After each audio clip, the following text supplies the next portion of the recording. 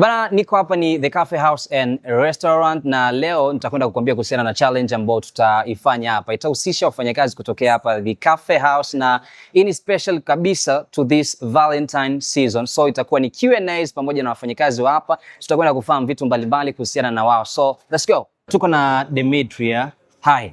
Hi. Upi ni wimbo wako bora wa mapenzi? My favorite song it is Perfect Design ya Nyanshiski. Kwa nini? Kwa sababu ile inaelezea kila mtu ni perfect kwa mwenzie. Even my man very perfect. Right now niko na John. So John, kama mahusiano wako angekuwa ni chakula, kingekuwa ni chakula gani kutoka The Cafe House?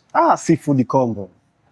Seafood combo. Alim. Yes. Kipewa offer ya kula chakula kutoka Cafe House wewe pamoja na mpenzi wako, mtakula chakula gani?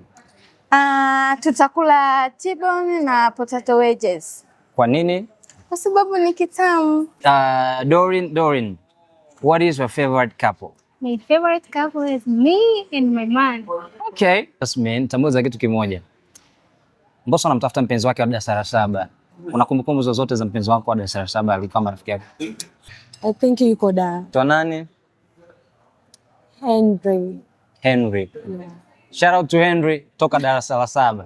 Bana, tayari umesikiliza majibu kutoka kwenye challenge ambayo tulikuwepo nayo. It's a Valentine challenge. So don't forget kwamba tarehe 14 ya mwezi huu hapo wa pili, it's a Valentine Day. Tunakutana hapa kupitia ni Valentine special dinner ambayo imeandaliwa hapa The Cafe House. Unaweza kufuata maelekezo kwenye mitandao yetu ya kijamii namna gani ambavyo unaweza ukafanya booking ya kwako ili ukija hapa siku hiyo uweze kujipatia the best experience that you can have on Valentine Day. So thank you so much.